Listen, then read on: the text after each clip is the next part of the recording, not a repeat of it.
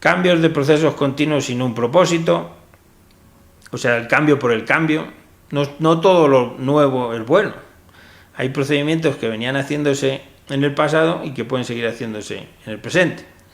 Entonces, como vemos, estos son algunas ideas de por qué fracasamos, en nuestra forma de tomar decisiones. Podemos fracasar porque estamos pensando fuera de la caja. Significa que estamos pensando fuera de la lógica. Estamos pensando fuera de la lógica y entonces normalmente no nos va bien en la vida.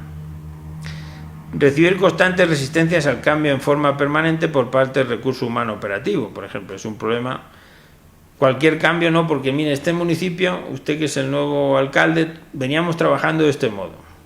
Siempre se ha organizado la independencia de la ciudad, la fiesta del cantón, del mismo modo. Siempre hemos salido a las 9 de la mañana en este sentido íbamos haciendo una conferencia, a continuación íbamos a los colegios y la reinita del lugar se hacían unas fotos y hacíamos una presentación, y hay que hacer esto porque siempre se ha hecho de este modo.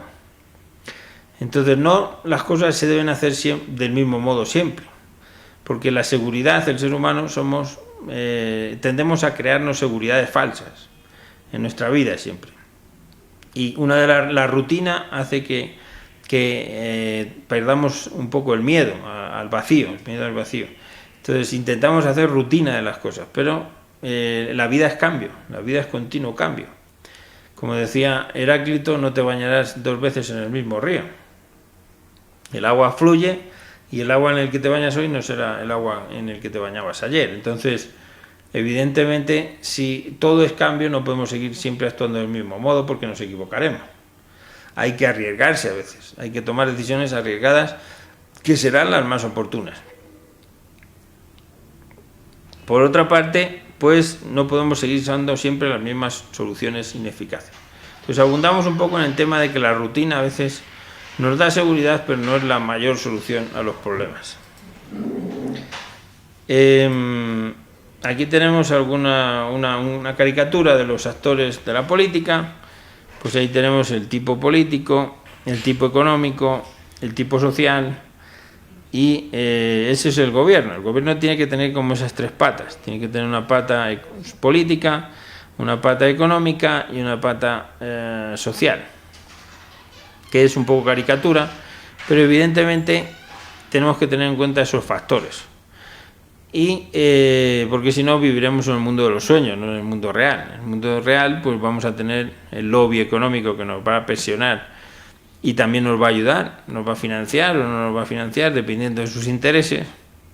Y tendremos el tipo social, que es el lobby social, que también hay una serie de personas que trabajan en entidades no gubernamentales, pero sobre todo, y que tienen sus intereses de grupo, pero también sobre todo tenemos que pensar en la gente que tiene menos recursos económicos, la gente que peor lo pasa. Sabemos que en Ecuador sigue habiendo, según los datos del Instituto de Inclusión, sigue habiendo en torno a un 18% de nivel de pobreza. Entonces, de nivel de pobreza de la ONU, que sabemos que la pobreza se califica con aquellas personas que viven con $3 o menos al día. Pues hay cerca de un 20% de pobreza de la población. En todas nuestras decisiones tendremos que tener en cuenta también a esas personas que peor lo pasan. Entonces, la decisión del político tiene que ser una decisión que tenga en cuenta estas 3 patas, la pata económica, la pata social y el tema político, que es la decisión más adecuada, más oportuna en cada momento. Las políticas públicas, entonces, las podemos definir como un conjunto de acciones de gobierno dirigidas a mantener, adecuar o cambiar una determinada realidad, relacionada con un sector de la sociedad o un espacio geográfico determinado, o ambos a la vez. Entonces hay el tema de la acción. La política pública implica una acción, el político es una persona de acción dirigida que debe actuar para mantener, adecuar o cambiar una determinada realidad, relacionada con un sector de la sociedad o un espacio geográfico determinado, en concreto. Entonces, en un municipio, pues, por ejemplo, se actuará en relación con un territorio, con el cantón. El cantón que tiene unos límites geográficos. Tiene unos límites geográficos que son los que se establecen en el catastro. En cada catastro de cada cantón se establecen cuáles son los límites de gobierno de ese municipio. De ahí que es importante, por ejemplo, que los catastros estén actualizados, porque el gobierno también se refiere a una delimitación real, a un suelo o una zonificación. Y si no se ha hecho una adecuada zonificación, no se estará llegando a todos los lugares de ese cantón. Siempre quedan parroquias que están abandonadas porque no tienen a lo mejor vías de acceso adecuadas o medios de transporte adecuados, y eso originará un descontento de la población. O sea, se tiene que pensar en un territorio y se tiene que pensar en una población en concreto. Una población en concreto que es la población, los ciudadanos de ese municipio, que son los que habitan ese territorio. Que esos ciudadanos pueden ser no solo los que nacieron allí, sino las personas que son emigrantes, como sucede en la actualidad. Yo, por ejemplo, pues soy emigrante, yo soy español, ahora también ecuatoriano, porque me casé con una persona de Ecuador, pero uno no puede estar fijándose en la condición de si es una persona emigrante o no es emigrante, sino que todos somos ciudadanos que tenemos los mismos derechos, mientras así establece la Constitución de Ecuador. Y en este sentido debemos considerar el concepto territorio y el concepto ciudadano, pero un ciudadano en el sentido universal, en el sentido de cualquier persona que transita por nuestro territorio. Un transeúnte, por ejemplo, una persona que viene de otro país, es también un ciudadano de Ecuador mientras está en Ecuador. Mientras transita por nuestro territorio, y debemos de tratarle con respeto y con consideración y establecer políticas públicas para ayudar a ese ciudadano. Entonces, las condiciones para generar una política pública. Pues, como hemos visto en el ciclo de las políticas de Larwen, las condiciones para generar una política pública implican, en primer lugar, la participación ciudadana. En la actualidad, como decimos, el alcalde no es el faraón. O sea, el faraón no tenía para nada en cuenta al pueblo. El faraón decidía que la prioridad era la construcción de una pirámide. Por ejemplo, las pirámides de Keops, Kefren y Miquelino, que les aconsejo, están en Egipto, o aquí también las pirámides de la cultura maya y la cultura azteca. Pues la decisión del jefe de estas comunidades era construir una pirámide. ¿Para qué? Para observar las estrellas. Bueno, y ahí tenemos una cultura, por ejemplo la cultura maya y azteca, que llegaron a establecer un calendario universal y hubo un avance de la ciencia, muy bien. Pero ¿era la prioridad construir una pirámide? Cuando a lo mejor el pueblo tenía otras necesidades. Cuando el pueblo pues estaba necesitando de no tener tantas guerras, por ejemplo, como las que llevaban a cabo estos dictadores, porque era una forma de trabajo dictatorial, pues evidentemente había un abuso. Incluso estaba el concepto del esclavo, ¿no? El esclavo, que era el ser humano. Siempre ha habido seres humanos de distintas clases. Es en la modernidad en que, por ejemplo, cuando tenemos las declaraciones de derechos, pues que establecemos que existen unos derechos humanos, que no se establecen estas declaraciones de derechos hasta las declaraciones de derechos de Virginia y de la Revolución Francesa de 1789. Luego, hasta el siglo XVIII no se establecen las declaraciones de derechos humanos. El ser humano no entendía que todos los seres humanos tenían los mismos derechos. Pero gracias a que ya estamos en el siglo XXI y ha evolucionado el pensamiento humano, sabemos que cualquier decisión política debe estar basada en la participación ciudadana. Y la participación ciudadana implica un empoderamiento de los ciudadanos de cada territorio. O sea, evidentemente no es la misma decisión la que se toma en la capital que la que se toma en un pequeño municipio, la que se toma en un municipio de sierra que la que se toma en un municipio de costa. Hay que tener en cuenta cuáles son las oportunidades que hay en cada sector, cuáles son las oportunidades y las debilidades. Y en este sentido se produce un empoderamiento, eso significa el concepto empowerment, que es el concepto de tener siempre en valor, poner siempre en valor lo que es más propio de mi territorio, lo que es más propio de mi comunidad. Y en este sentido, una vez que hemos escuchado al pueblo y que hemos empoderado lo que es más propio de nuestra comunidad, ahí tenemos que planificar las políticas públicas racionalmente hablando, con el concepto de planificación estratégica, y llegar a los máximos consensos con todos los ciudadanos. Cuando vayamos a establecer una política pública, pues vamos a llegar a los máximos consensos y vamos a comunicar a los ciudadanos para que todos los ciudadanos estén de acuerdo, si es posible. Luego, las decisiones políticas en la actualidad están basadas en información y en evidencia pública. Por ejemplo, pues las directrices de ordenamiento territorial o el plan director de ordenamiento territorial, que es un plan fundamental que todos los municipios deben tener ya para finales de este año. Pues ese plan director de ordenamiento territorial tiene que estar basado en la participación ciudadana. ¿Por dónde va a crecer la ciudad? O sea, la decisión fundamental del plan director de ordenamiento territorial es por dónde va a crecer una ciudad y qué tipo de uso se va a dar a ese crecimiento. Si va a ser un crecimiento residencial, va a haber más habitantes que vayan a vivir a esa ciudad. Si va a ser un uso industrial, se van a crear zonas industriales para que vayan nuevas empresas industriales a trabajar. Si va a ser un uso turístico, entonces esas son decisiones que deben tomarse teniendo en cuenta a los ciudadanos y teniendo en cuenta el empoderamiento, que es lo más propio de un lugar,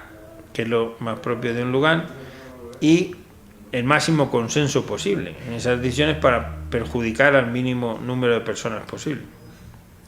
Entonces, el ciclo de las políticas públicas pasa de la definición de una agenda de trabajo a la formulación de alternativas de trabajo, a la toma de decisión para tomar la mejor alternativa de las posibles, a la implementación práctica de esa decisión en el territorio, para lo cual hay que tener conceptos fundamentales como el de la propiedad, el de quién, por ejemplo, en un tema de planeamiento urbano, pues tenemos que tener en cuenta de quién son esas propiedades, cómo vamos a hacer, por ejemplo, una expropiación. Hay que pagar un justiprecio adecuado a la persona a la que vamos a expropiar, o si no, si vamos a obtener ese terreno de otro modo, mediante un convenio con esa persona, cuál será quizá una permuta con otro terreno municipal.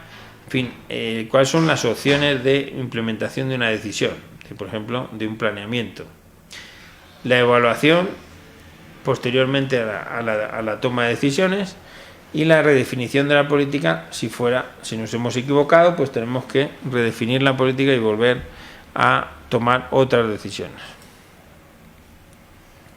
En primer lugar, cuando definimos una agenda política, tenemos que identificar los problemas que tenemos, problemas políticos, y configurar los objetivos. Esto es como cuando hacemos un proyecto de investigación a nivel académico, por ejemplo. Pues partimos de la identificación de un problema. ¿Y el problema dónde lo vamos a encontrar?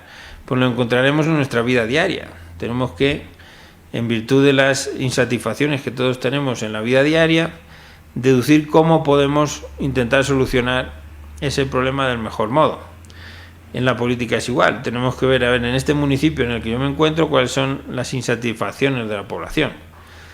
Para lo cual, pues evidentemente tenemos que estar en contacto con esa población, tenemos que habernos comunicado fluidamente con esa población, tenemos que escuchar a esa población, tenemos que tomar en cuenta su punto de vista. Luego tenemos que promover el interés público, o sea, que la decisión que tomemos en la agenda sea la que mayormente beneficia al mayor número de personas. Configurar el consenso público en torno a la importancia y relevancia del problema. Entonces, cuando tomemos una decisión, también tenemos que consensuarla con las personas a las que va a afectar. Que a veces eso, pues por ejemplo, estos días atrás, que tuvimos unos problemas en octubre de este año en relación con una toma de una decisión política, que era pues la decisión de subir el precio de la gasolina. Quizás sea una decisión adecuada, pero no se había consensuado adecuadamente con todas las personas, y sobre todo con los más afectados, que son los más vulnerables, las personas con menos recursos y las personas, por ejemplo, de las poblaciones indígenas, de las comunidades indígenas. Entonces eso ocasionó un conflicto social. ¿Por qué? Porque no se había socializado una política, se había tomado una decisión desde un punto de vista racional sin socializar. Entonces eso origina un conflicto. Todas las definiciones de agenda tienen que estar consensuadas con las personas a las cuales van a afectar. En segundo lugar, una formulación de alternativas. Para formular alternativas hay que hacer, como cuando hacemos un estudio de investigación, un levantamiento de información. Tenemos que, pues, si vamos a hacer, por ejemplo, estamos hablando de un plan urbano de desarrollo, pues tendremos que informarnos acerca de cuál es la situación geográfica del municipio, si es un municipio, por ejemplo, que tenga turístico, que tiene relevancia turística, o es un municipio más bien industrial, o es un municipio más bien ciudad dormitorio de una gran capital. Pues tenemos que levantar información estadística, que para eso están pues las empresas dedicadas y los técnicos dedicados a hacer estudios estadísticos, a hacer encuestas, que a veces no dan el resultado óptimo, pero la mayoría de los casos aciertan. Entonces, levantar información, que eso se hará pues con un estudio de prefactibilidad, igual que cuando se hace un negocio. Cualquier persona que hace un negocio, yo voy a establecer ahora, he decidido fundar una tienda, una copistería, una papelería. Pues tengo que ver si en el barrio hay otras papelerías, o si ya hay otras, pues a lo mejor yo no voy a tener clientes. Entonces, o si mi papelería va a estar enfocada a un sector, por ejemplo, hay papelerías pero no técnicas para arquitectos, pues yo puedo hacer una papelería técnica. Pues en el mismo sentido, la planificación municipal, tenemos que hacer estudios de prefactibilidad de lo que queremos hacer.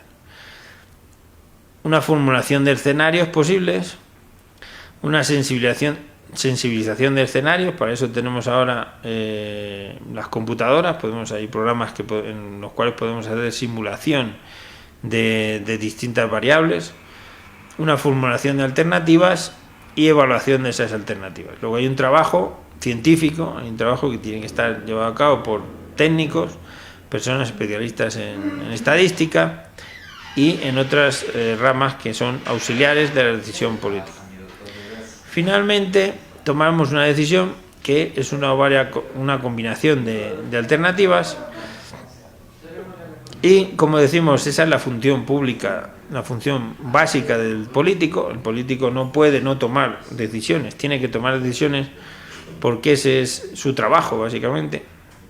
Una vez que se han evaluado todas las alternativas, pues en base a la información existente, el político decidirá por dónde va a crecer el municipio, por ejemplo. Pues mire, me están diciendo los arquitectos, los ingenieros, los ambientalistas, que esta es la zona que menos riesgo tiene, menos impacto ambiental tiene, por ejemplo, para la construcción de vivienda, que es donde mejor suelo hay, porque aquí el suelo resiste más y podemos hacer bloques de edificabilidad en altura. Y además esta es la zona como el agua llega más fácil. Luego aquí es donde debe construirse. Esa decisión la tomará el político en base a la información que le pasan los técnicos. Y finalmente la implementación. Una vez que tenemos el plan de desarrollo municipal, por ejemplo, pues tenemos que llevarlo a efecto. Y ahí donde habíamos decidido que va a haber una fábrica, o ahí donde habíamos decidido que va a haber una zona industrial, pues en la actualidad lo que hay es unas plantaciones de maíz. Entonces, para transformar esas plantaciones de maíz habrá que hacer un procedimiento jurídico, económico, una gestión. Habrá que indemnizar a esas personas que tienen esos predios, o convencerlas de que colaboren con nosotros mediante convenios de colaboración, etcétera.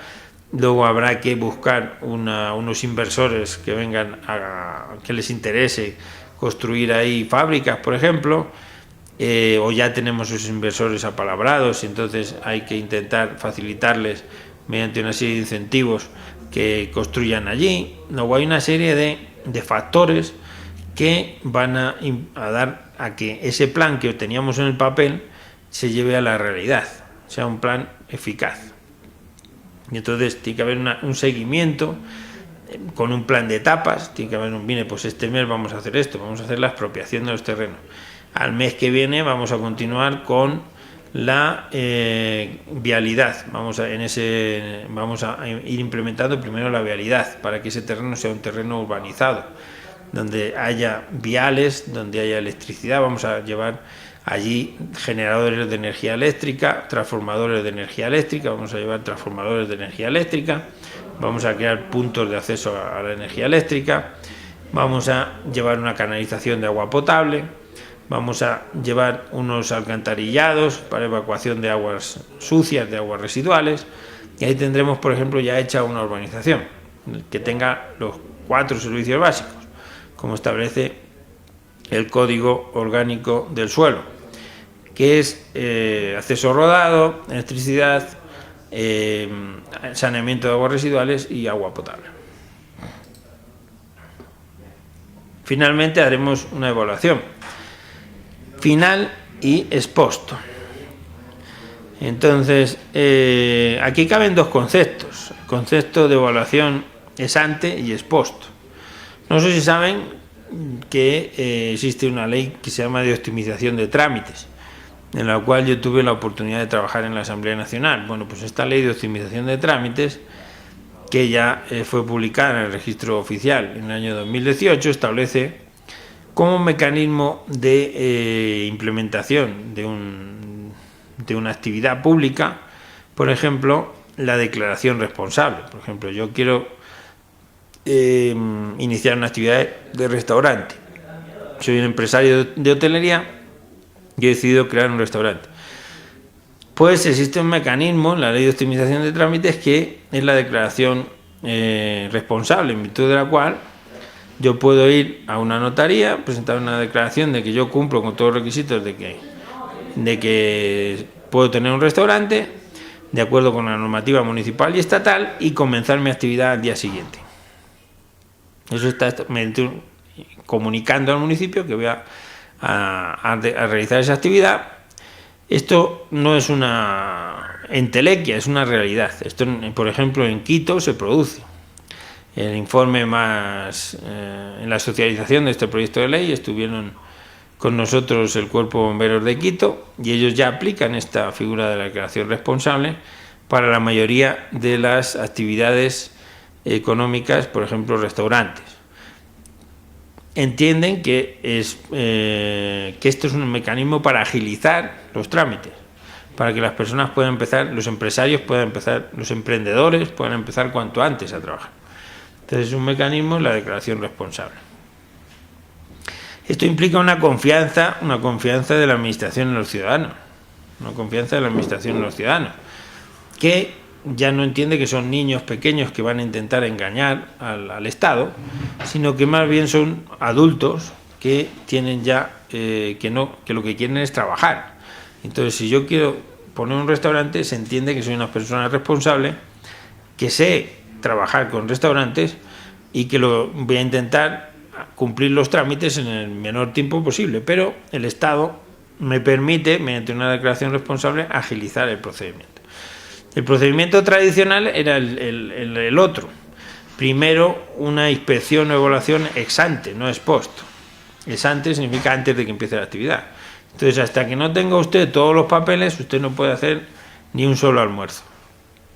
Entonces, eso lo que hace es debilitar el sector empresarial y debilitar a los emprendedores, que no pueden empezar su actividad hasta que toda la burocracia estatal, todo el aparato burocrático no está satisfecho. Y ahí tenemos al ciudadano que va de ventanilla en ventanilla, corriendo y intentando llegar a tiempo a todas las ventanillas, y cada vez que llega a una ventanilla le dicen vuelva usted mañana, y así a lo mejor para comenzar una actividad de restaurante pues tiene que tirarse corriendo entre ventanillas pues 2 meses.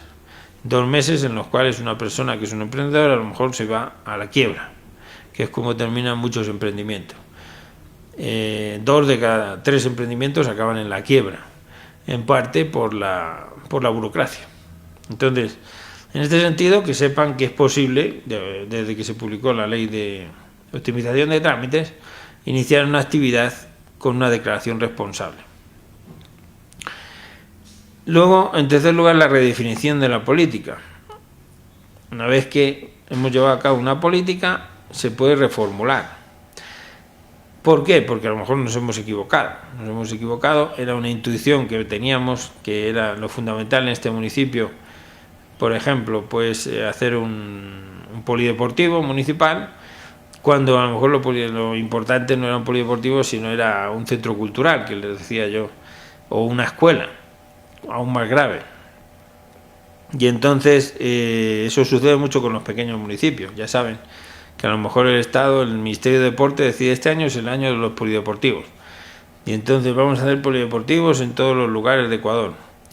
Yo me acuerdo en el Absurdo, yo conozco un pequeño municipio de la provincia de Manabí que se llama Pacoche, que es una comunidad indígena que vive cerca de Santa Marianita.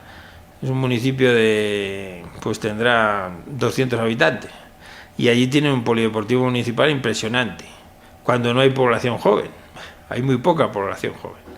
Entonces lo tienen para hacer las fiestas comunales, pero no para jugar al fútbol, porque en realidad pues la población que hay allí no tiene, su interés básico no es jugar al fútbol, sino que cuando quieren hacer deporte se vayan en el mar que está allí al ladito. Entonces ven lo absurdo de las políticas planificadas estatalmente, sin tener en cuenta la desconcentración y la descentralización, que acaban en absurdos como ese polideportivo de Pacoche. Y entonces, cuando se ha hecho se ha equivocado, el Estado también se puede equivocar, pues lo que hay que hacer es reformular las políticas y replantear para adecuar a la realidad. Entonces, las fases políticas de trabajo son formulación, implementación, monitoreo y evaluación. Formulación de la política pública, que decimos que tiene que estar basada, según el ciclo de Laswell, en la planificación racional, implementación de esa política pública, monitoreo de esa política pública y evaluación. Desagregación por fases. Aquí tenemos todo el árbol de solución de problemas. Pues en primer lugar, selección y precisión del problema. En segundo lugar, análisis del contexto. En tercer lugar, análisis de los actores, análisis del problema, análisis de los objetivos, análisis de las alternativas de solución, redacción de la política pública, presupuestación de la política pública, rediseño de la política pública, formulación de leyes, implementación, monitoreo, comunicación, difusión de resultados y finalmente rediseño. Entonces, esto es el árbol de todas las fases de las que hemos venido hablando hasta el presente, desagregado. Entonces, como vemos, es muy importante la fase de planificación, que es la de la primera columna. La fase de implementación del proyecto, que es la que tiene que ver con los objetivos y las conclusiones, que se adecúen los objetivos a las conclusiones. Y, en primer lugar, finalmente, la evaluación de si hemos cumplido o no hemos cumplido con los objetivos que estaban previstos y las conclusiones se adecúan a los objetivos. Entonces aquí tenemos algunos ejemplos, como los informes de desarrollo social que tienen que hacer los ministerios tienen que hacer unos informes de desarrollo social. Pues en esos informes tienen que, por ejemplo, este del Ministerio de Coordinación y Desarrollo Social, que era un ministerio que ya ha desaparecido, pero es simplemente para que vean cómo este es un informe que tiene que comprender la planificación, la evaluación de los resultados. También, pues, aquí tenemos algunos trabajos, algunos logotipos. Los ministerios, como ven, actúan con planificación. Y ahí tenemos el Plan Nacional de Desarrollo 2017-2021, que es el que tenemos en vigor, a raíz de la legislatura del presidente Lenín Moreno, en el año 2017. Este Plan Nacional de Desarrollo en Ecuador no es más que una concreción de los Objetivos de Desarrollo Sostenible del Milenio, que como saben son 17 Objetivos de Desarrollo Sostenible. Entonces, cualquier política pública debe estar planificada de acuerdo con estos criterios de planificación de los Objetivos de Desarrollo Sostenible, que explicaremos brevemente a continuación. Bueno, pues como les venía diciendo, cualquier política pública a nivel internacional se debe adecuar a estos llamados Objetivos de Desarrollo Sostenible, que en Ecuador se transponen mediante los objetivos del Plan Nacional de Desarrollo, que son más largos de explicar. Pero en principio que sepamos que todas las acciones políticas tienen que tener alguna relación con alguno de estos objetivos de desarrollo sostenible, que son los objetivos que marca el PNUD, que es el Programa de Naciones Unidas para el Desarrollo. Aquí en Ecuador tenemos una oficina del PNUD, está ahí en frente del Mall del Jardín en Quito, en la avenida Amazonas, y este programa de desarrollo sostenible se adecua a 17 objetivos. Son los objetivos que tiene que tener cualquier programa de trabajo de política pública. En primer lugar, el fin de la pobreza, que como decimos en Ecuador todavía tenemos, según datos del Midubi, pues y del MIES, tenemos en torno a un 18% de pobreza, que son personas que viven con $3 o menos al día. El primer objetivo de desarrollo sostenible es erradicación de la pobreza. En segundo lugar, el hambre cero. Evidentemente todavía en Ecuador no tanto, pero en el mundo todavía hay muchas zonas del planeta que sufren hambre. Incluso aquí es muy difícil aún en situaciones de pobreza, porque Ecuador es una biodiversidad muy grande. Tenemos tres ámbitos: el ámbito costero, el ámbito oriente y el ámbito sierra, y hay una gran riqueza de producción agrícola. Pero puede darse, evidentemente, en periodos de sequía como este en el que nos encontramos, que según ustedes saben, ahí existe el cambio climático, la teoría que es totalmente real. Ahora estos días estamos viendo unos reportajes sobre el deshielo de los glaciares andinos, de los nevados andinos, el Antisana, el Cotopaxi, el Chimborazo, se están deshelando poco a poco. Entonces eso implica que se va produciendo un calentamiento global, una sequía, y eso afectará a los cultivos, sobre todo de las zonas del páramo. Con lo cual eso implicará que sea posible que se produzca hambre en algunas poblaciones desfavorecidas que no están viendo cómo sus cultivos tienen éxito. Luego es posible que el hambre también sea uno de los objetivos en los cuales tengamos que trabajar en relación con el cambio climático. Otro de los objetivos fundamentales es la salud y el bienestar, que, como saben, pues sigue habiendo problemas con el SIDA y otras enfermedades que creíamos erradicadas, y sin embargo siguen afectando a la población, y tenemos que hacer programas de prevención. Entonces, la epidemia de SIDA, tuberculosis y malaria y otras enfermedades contagiosas son un objetivo que debe ser erradicado para el año 2030. Todos estos objetivos de desarrollo, como ustedes saben, se enmarcan en el horizonte 2030.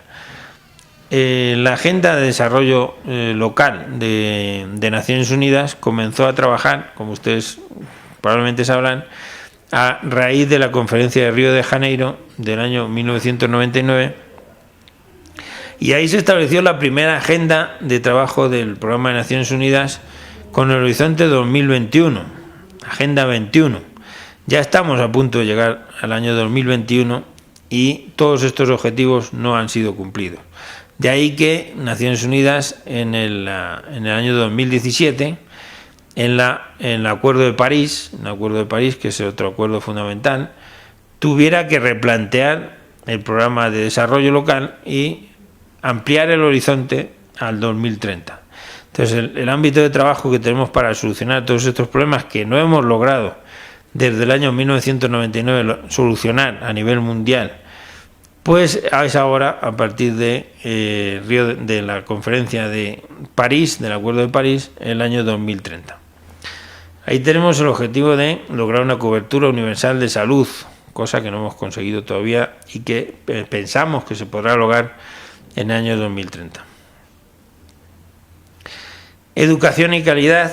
Desde el 2000 se ha registrado un enorme progreso en la meta de la educación, pero todavía, como ustedes saben, pues no hay una educación obligatoria para los niños en Ecuador. Todavía tenemos el problema de que en las calles sigue habiendo niños pidiendo. Entonces, evidentemente, Naciones Unidas no está para nada conforme con esta situación.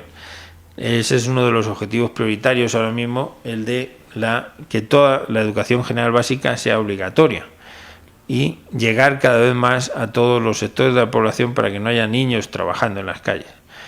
Naciones Unidas permite el trabajo a partir de los 15 años. Sin embargo, aquí hay muchos niños menores de 15 años que trabajan en las calles con el consentimiento de sus padres y que, correlativamente hablando, no están yendo a la escuela, no están yendo a la educación general básica. Este es uno de los objetivos que tenemos que lograr para el año 2030.